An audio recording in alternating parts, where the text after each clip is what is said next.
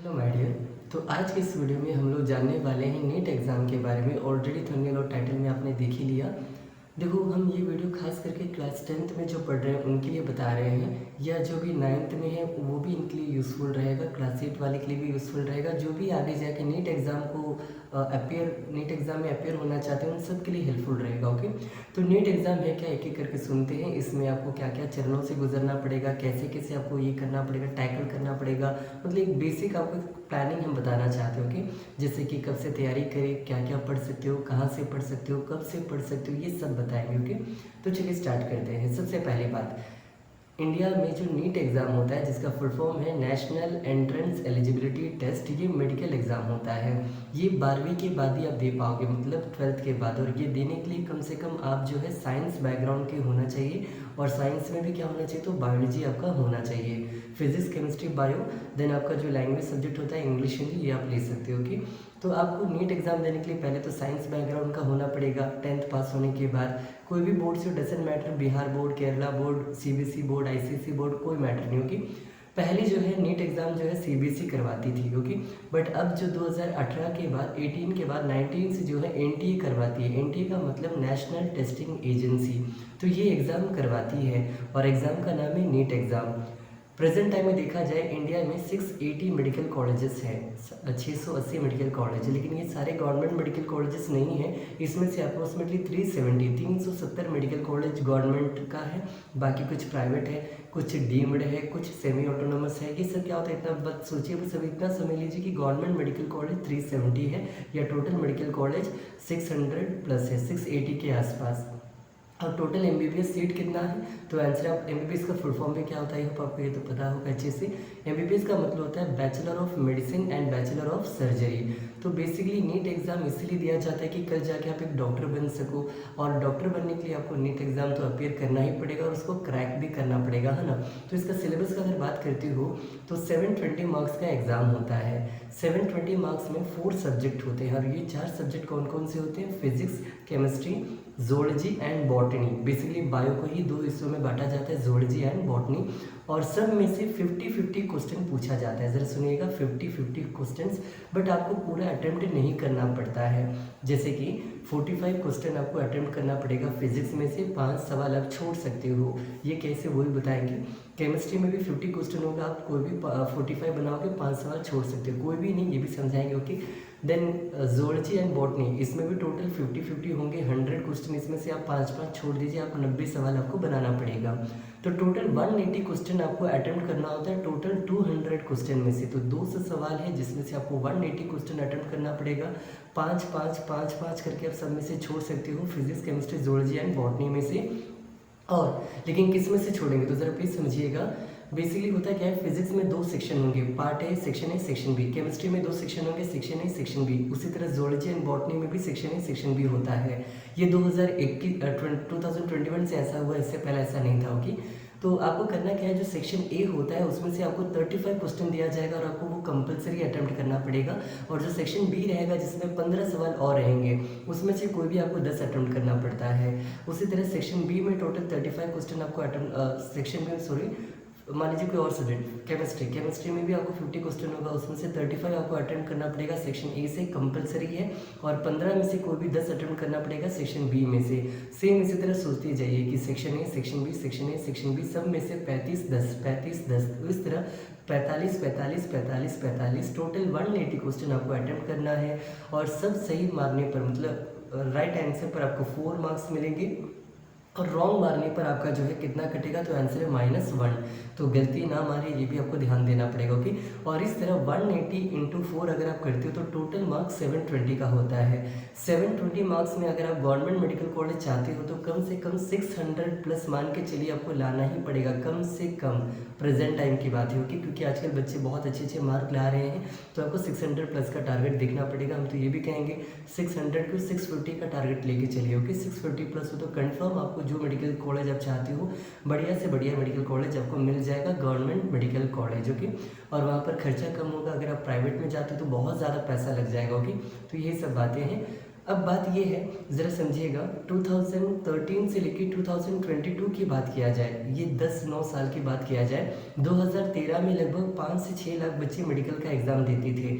लेकिन आज के टाइम में 2022 में जब भी हाल फिलहाल नीट हुआ है मई मंथ में, इसमें लगभग 20 लाख से भी ज़्यादा बच्चों ने फॉर्म भरा था और उसमें अच्छा खासा नंबर अटेम्प्ट भी किया था। ज़रा सोचिएगा, कहाँ 7 लाख, 6 लाख, 5 लाख देते थे और कब अब जाकर ये 20 लाख से भी ज़्यादा हो चुका है। जब अगर मान लीजिए आप 10th में हो तो अभी आप 2 साल में 11th-12th करोगे, उसके बाद नीट एग्ज़ाम दोगे, तो आपका टाइम आते आते कम से कम ये मान लो अप्रोक्सीमेटली 25 लाख के आसपास चला जाएगा। तो 25 लाख में से आपको मेडिकल अगर सीट चाहिए तो प्रेजेंट टाइम की बात करते हैं, 20 लाख पर केवल 1,44,000 के आसपास ही मेडिकल सीट है टोटल इन 680 मेडिकल कॉलेजेस में।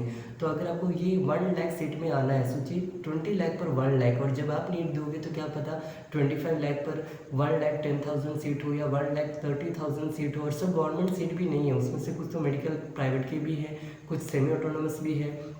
तो 30 से 40 हज़ार गवर्नमेंट मेडिकल कॉलेज में एमबीबीएस का सीट है, और अगर आपको ये क्रैक करना है तो आपको बहुत ज़्यादा दम लगाकर मेहनत से पढ़ना पड़ेगा, और ये सच्चा कड़वा सच जो भी कहो ये है ये बात। और इसका प्रिपरेशन कब से करो, अगर आप हमसे पूछोगे तो हम यही कहेंगे क्लास 8, क्लास 9, क्लास 10 से ही अगर आपका प्रिपरेशन आपने स्टार्ट किया है तो बहुत ही अच्छी लाइन पर जा रहे हो। अगर अभी आप 10th में आ चुके हो और अगर आपने कभी नीट के बारे में नहीं सोचा था कि हाँ नीट तो देना है, आपका सपना है, लेकिन आपने उसके लिए कहीं पढ़ा नहीं, तो प्लीज़ आज से स्टार्ट कर दीजिए। क्योंकि आप जो भी पढ़ते हो, चाहे वो लाइफ प्रोसेस नाम का चैप्टर क्लास 10 का, चाहे आज जो आपने पढ़ा कंट्रोल एंड कोऑर्डिनेशन, या जो आगे पढ़ोगे हाउ डू ऑर्गेनिज्म रिप्रोड्यूस या हेरिडिटी नाम का चैप्टर, ये जो क्लास 10 के चैप्टर है, या जो क्लास 9 के चैप्टर थे जैसे कि सेल नाम का चैप्टर, टिश्यू नाम का चैप्टर, देन डाइवर्सिटी नाम का चैप्टर, यही सब आता है आपके मेडिकल एग्जाम्स में भी। तो और ज़्यादातर 11-12 का ही सिलेबस पूछा जाता है, लेकिन 11-12 में भी क्या है, यही सब है 9-10 का सिलेबस। तो कहीं ना कहीं आपको 9-10 से ही शुरुआत कर लेनी चाहिए। अगर आप ये सोच रहे हो कि नहीं, हम मेरा पूरा फोकस अभी हम 10th बोर्ड क्रैक करने में रखेंगे, सीबीएसई बोर्ड या जो भी बोर्ड के हो, और बाकी उसके बाद हम मेडिकल में पूरी तरह मेहनत लगाएंगे, तो इट्स योर चॉइस, आपकी जो मर्ज़ी, आपको जो अच्छा लगे आप कीजिए। लेकिन हम आपको यही सजेशन देते कि प्लीज़ अगर आप आज से लगते, अभी से लगते, थोड़ा टाइम निकालते, हर दिन कम से कम 1 से 1 घंटा तो ज़रूर निकालिए, एटलीस्ट 1 आवर। अगर आप मेडिकल करना चाहते हो, अगर आप बहुत ज़्यादा ईमानदार हो तो हम तो ये कहेंगे भले ही स्कूल का थोड़ा कम पढ़ लो सिलेबस 10th का, लेकिन मेडिकल में थोड़ा अपना जान लगा दो। और 2 से 3 घंटा अगर आप डेली मेडिकल को अगर आज से देते हो तो आई बिलीव कि आपको कोई नहीं रोक सकता, हम भी नहीं रोक सकते। ओके, तो प्लीज़ मेडिकल अगर आपका सपना है तो लगो, उसके लिए वर्क करो, उसके लिए आज से ही तैयारी करो। और 10th तो ये नॉर्मल है, इसमें आपको उतना नहीं आएगा तो भी चलेगा, लेकिन आपका टारगेट मेडिकल हो तो आपको आगे की और आगे के बारे में सोचना है।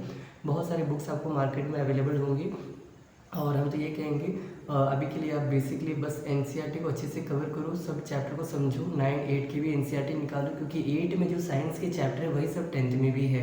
खुद से पहले मेहनत करो, अपना बेस मजबूत करो। इवन क्लास 7 में जो लाइफ प्रोसेस जो 10th का चैप्टर है वही 7th में आपका टॉपिक्स बना के दिया गया है, तो आप वहाँ से ही पढ़ना स्टार्ट करो। 7 to 10 तक का एनसीईआरटी कंप्लीट बायो पढ़ो, फिजिक्स, केमिस्ट्री, न्यूमेरिकल को भी स्ट्रॉन्ग करो। ये भी ध्यान रखने वाली बात है, अगर मान लो आप कहोगे आपका बायो स्ट्रॉन्ग है, लेकिन अगर आपसे फिजिक्स और केमिस्ट्री का न्यूमेरिकल नहीं बनता तो ये भी आपके लिए बहुत मुश्किल वाला काम है, तो आपको न्यूमेरिकल सीखना ही पड़ेगा। ओके, और मेडिकल एग्जाम में ज़्यादातर न्यूमेरिकल ही पूछा जाता है, फिजिक्स केमिस्ट्री का मतलब न्यूमेरिकल ही पूछा जाता है। ओके, और बायो तो आपको कैसे भी करना ही पड़ेगा। टोटल आप 180 मार्क्स आपका फिजिक्स से पूछा जाएगा, 180 मार्क्स केमिस्ट्री से पूछा जाएगा, एंड 360 मार्क्स बायो से पूछा जाएगा। और इस 720 मार्क्स में आपका टारगेट कम से कम 650 होना चाहिए, या एटलीस्ट 600 होना चाहिए। और प्रिपरेशन आज से करो, अभी से करो। इवन हम ये भी कहेंगे अगर आप क्लास 5 में भी होते या 6 में भी होते, हम कहते हैं 7 में होते एटलीस्ट, तो हम कहते हैं प्रिपरेशन आप स्टार्ट कीजिए। अब तो आप 10th में होंगे या तो 12th में, 11th में होंगे, तो प्लीज़ अच्छे से प्रिपरेशन स्टार्ट करो। प्रेजेंट टाइम का ये छोटा सपना को पूरा करने के चक्कर में, लाइक 10th का एग्ज़ाम देने के चक्कर में आप फ्यूचर अपना बर्बाद कर सकते हो। तो हम ये कहेंगे ज़्यादा मेहनत उस पर भी करो, इसको भी दो, लेकिन उसको भी इंपॉर्टेंस दो, क्योंकि अल्टीमेट आपका गोल वही है, तो उसके लिए वर्क करो। ओके, इसी तरह हम आगे जो है इसके बाद नेक्स्ट वीडियो जो अपना रहेगा वो रहेगा, जैसे कि हम कुछ और वीडियोस बनाना चाहते हैं कि 10th के बाद आईआईटी एग्ज़ाम के बारे में, कि जी एग्ज़ाम कैसे होता है, जी के बारे में क्या है, एडवांस जी मीन्स क्या होता है, ये सब।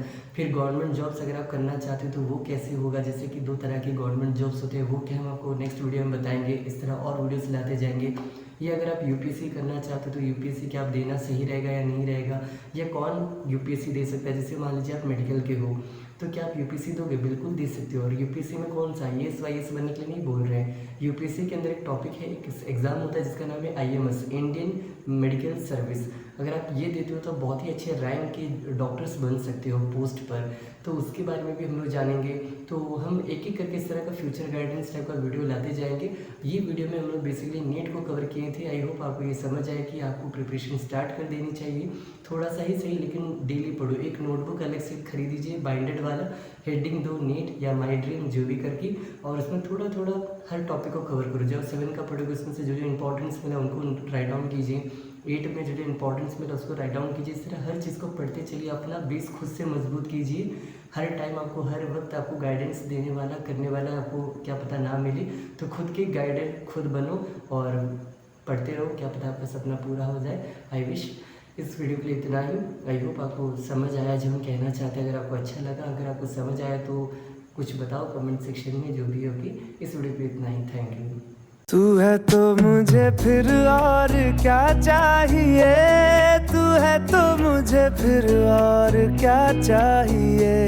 किसी की ना मदद ना दुआ चाहिए, तू है तो मुझे फिर और क्या चाहिए।